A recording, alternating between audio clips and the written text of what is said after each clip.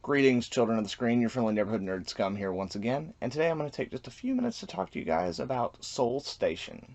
Seoul Station, released in 2016, running at 92 minutes. This animated feature is the prequel to 2016's Train to Busan, written and directed by Sang Ho-yeon, most known for Train to Busan, Psychokinesis, The Fake, and The King of Pigs. Right on, guys. So I didn't actually see Train to Busan until earlier this year once quarantine had started. Thank God for Shudder, you know what I mean?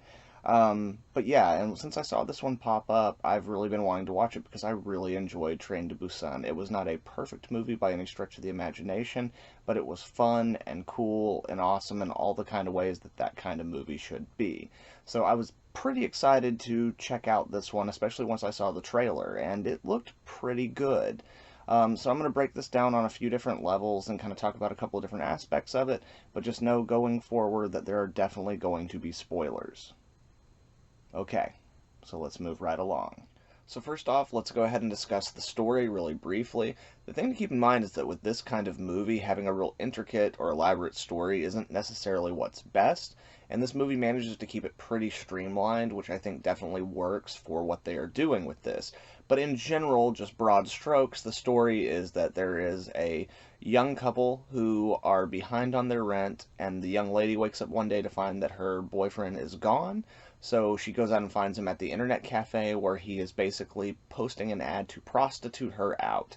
They get into a big fight and like go their separate ways, and then later that night, a man basically calls for the ad, and when the boyfriend goes out to meet him, it turns out that he says he's her father, and so then they are looking for this man's daughter in the midst of the whole zombie outbreak happening. And that's your general plot. There's some other stuff that we're going to talk about as we get further into the video, where writing is not necessarily as strong as it is in the previous film, but let's just say in terms of story, there's nothing really wrong with the setup or the story that they have. But I will say that there's a lot of what seems to be sociopolitical things that are directly tied to Korea, where this movie's made, that I'm not 100% getting on every level.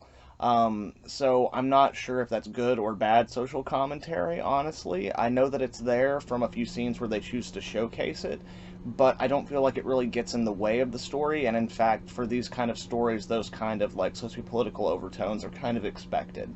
So all in all, the story was not bad. Next, let's talk about the animation real quick. So the character designs and the backgrounds and all that kind of stuff are actually really solid. The backgrounds are very, very detailed and very, very beautifully painted, and the character designs are very simple and very straightforward, but they manage to integrate them into the backgrounds very well. On the other side of the animation, there are places where it looks like they cheaped out. Like, they're not doing like an old school anime thing where, it's like so few frames for every like movement, but in this you can definitely tell that they're not doing like a full 35 or a beyond for the frames, because there's a lot of the movements of characters that look very artificial. Specifically, the two things that are the most distracting are the run cycles that they have for pretty much every character in this movie. Anytime anybody is running, it looks weird as hell. I don't even know how to describe it. It's just off. And the other thing is that, like, in order to imbue their characters who aren't necessarily doing anything with life, so that they're not just still and standing there, they give them all these very elaborate breathings. And a lot of times, like, it's whenever they've been running from the zombies or, like, something like that. And in those moments, it really works. But there are other moments where you can tell they just didn't want it to look like a still frame, so they animated these characters breathing, and the movement on the breathing looks very unnatural. It's one of those things that, like, in a scene that's moving real fast, or where they're moving, it's not so noticeable, but when you have them standing still, and they're just like, it looks almost more like they're doing some kind of like breathing exercises as opposed to actually breathing difficultly. It just is very unnatural feeling.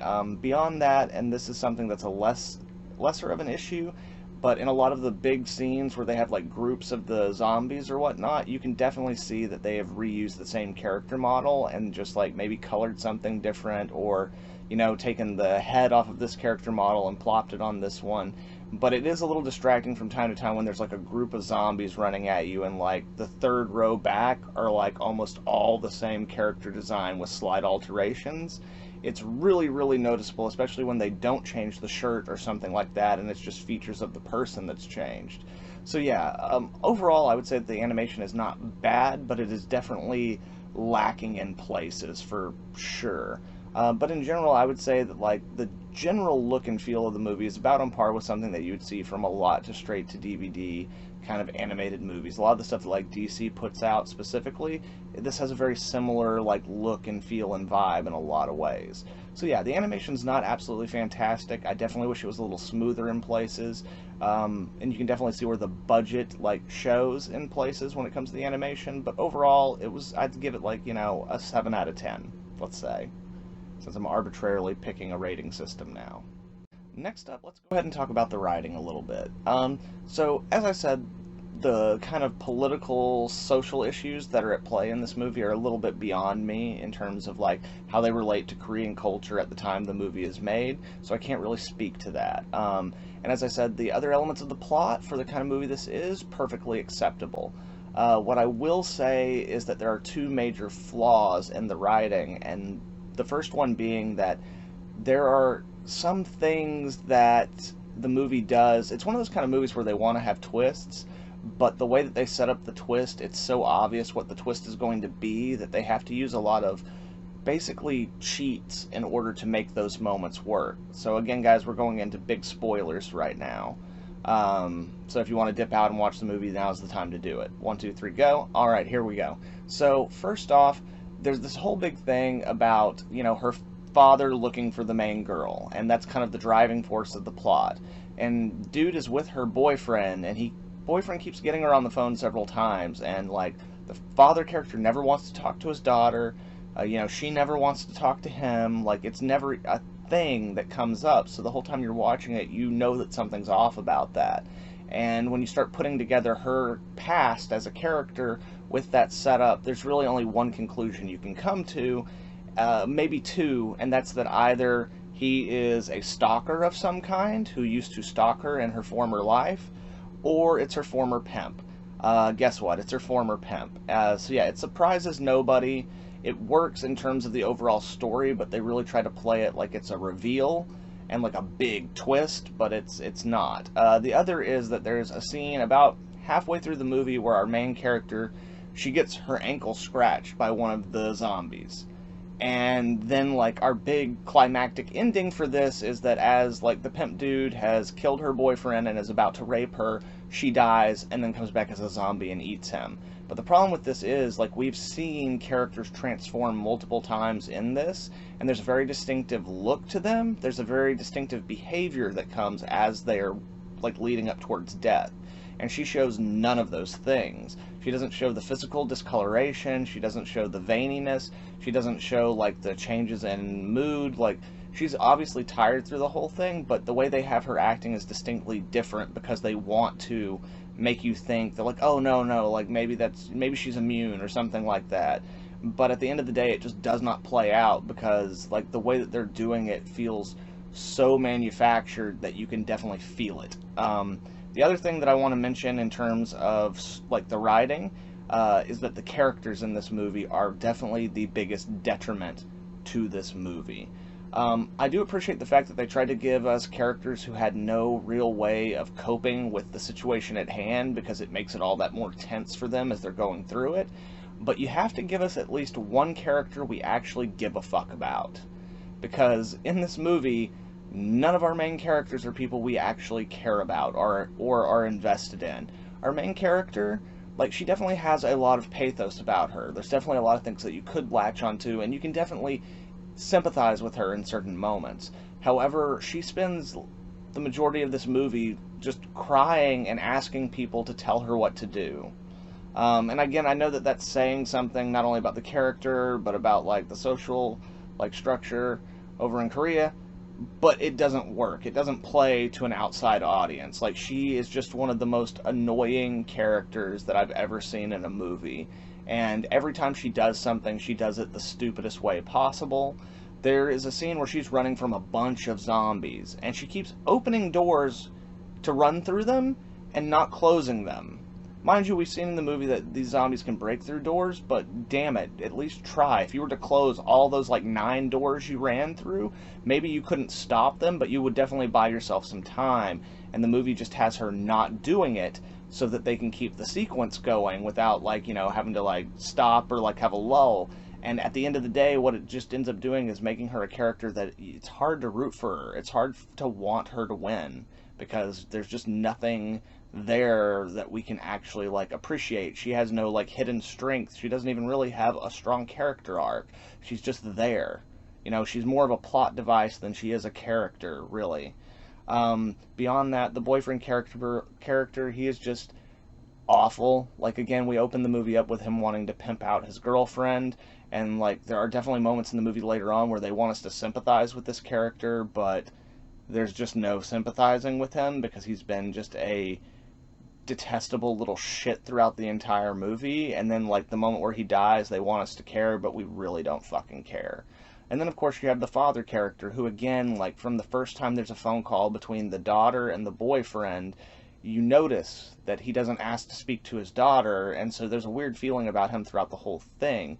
And they, again, don't really develop his character very much because they need to like have the big shocking reveal at the end, which doesn't really work anyway. So what you end up with is a very flat, very unlikable character who the only thing he really has going with him is the thought of you being like, oh, well, I hope he finds his daughter. But even with that, it feels like there's something off about it throughout the whole movie, so you can't really connect to that.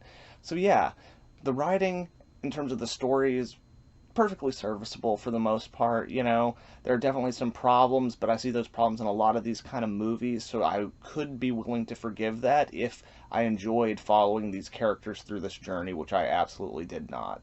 So at the end of the day, like, all of the lesser problems of the rest of the writing are then just completely sunk by the characters. Like, you can't jump back from it. So yeah, on the writing, since I'm doing my arbitrary scale thing, I'm going to give it like a 3 out of 10. So finally, the score of the movie. The score of the movie is actually really solid. I definitely enjoyed it. It's not the kind of score that as you're watching the movie, you're going to be like, oh man, the score is so awesome. I need to go and download it right now and listen to it on repeat. But it's definitely a score that is designed to service the movie. And I'll be honest, because I was not really invested in the characters, and again, like, the plot is very standard, a lot of those scenes where like they have the most tension going was definitely sustained by the score. Even in moments where characters are running away from zombies and they have that silly, ridiculous animation run, you know, that they have going for them, the score still really works and it keeps you locked in. I think that without the score, as it now stands, this movie would probably be almost unwatchable. Again, the animation's good enough to watch, but like when it comes down to the story and characters, if it wasn't for this music really carrying you along the emotional journey that you're supposed to have, that you're not really invested in because of the characters, you know, it definitely succeeds in what it's trying to do. And I definitely think that it really makes this movie a step up from what it would have been otherwise. So yeah, guys, overall, I'm not going to say that I just didn't enjoy anything about this movie. There were definitely things about the movie that worked for me. I was definitely engaged for at least a good portion of the movie while I was watching it, despite all of its flaws. I think the biggest problem with the movie is just that there's no real reason for it to exist. I mean, it came out the same year as the original film, so it doesn't really seem like they're kind of like riding off the hype of that movie, but at the same time, like, if they were made to go together, like, it doesn't really heighten anything from the actual Train to Busan. Like, it doesn't give you anything, it doesn't give you any new profound insights into that or anything of that nature. So that's really, I think, the biggest flaw of the movie is, like, it's not as great a movie and there's really no reason for it to exist.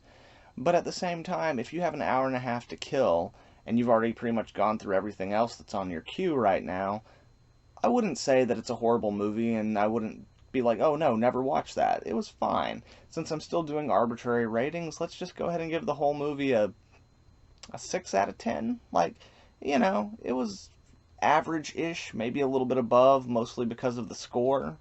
But yeah, all in all, those are my thoughts on it, guys. Did you guys check this movie out? How about Train to Busan? Let me know down in the comments below. And if you like this video, please leave a like and share it with some friends. Also, if you're not subscribed, make sure to subscribe so you can check out all the dope content I have coming out in the future. Also, guys, make sure and pop on over to my second channel, The Batman I Believe In, where we talk about anything and everything as long as it pertains to the Caped Crusader. And we have new videos coming out every Monday at midnight. This week we're going to be having a video on Gotham Knight, and then the following week we're going to be having a video on Batman vs. Teenage Mutant Ninja Turtles. Right on, guys. So thank y'all very much. Hope y'all have a good one. Nerdscum out.